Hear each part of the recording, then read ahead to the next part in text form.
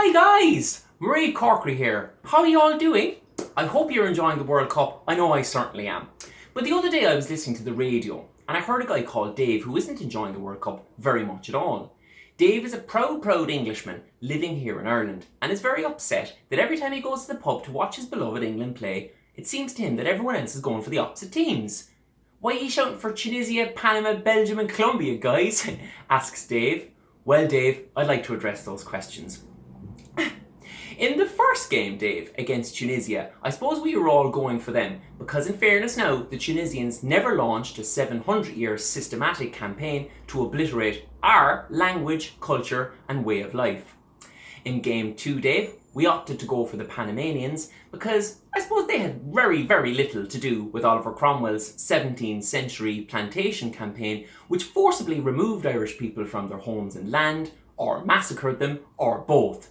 Just one of the many horrific stories from that particular period, Dave, is the account of the Irishman bludgeoned to death with his own wooden leg.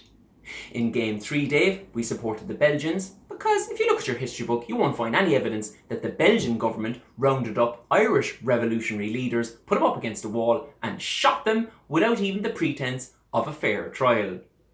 In the round of 16, Dave, we supported the Colombians because in fairness to the Colombians, they never exported the absolute dregs of their humanity over here, inflicting on the people here unspeakable pain and misery. Again, I'm thinking there now of Oliver Cromwell.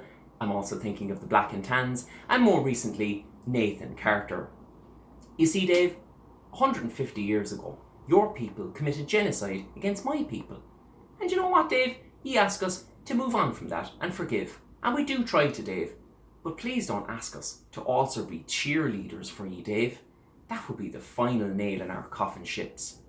You wouldn't ask the family of a murder victim to actively support the killer's future endeavours, would you, Dave? Dave concluded his radio interview by wittily saying, the Irish supporting Colombia, huh? I bet you they don't even know where it is on the map. Ha ha, Dave. Thing is though, Dave, you the English guy, you'd be the boy to show us the world map, wouldn't ye? Didn't ye take over nearly 2/3 of it? What does the phrase go again, Dave? The sun never set on the British Empire, and the blood never dried. Enjoy the football, Dave. Come out, ship-a-leggins hands, come out and fight me like a man. Show your wife how you won medals down in France.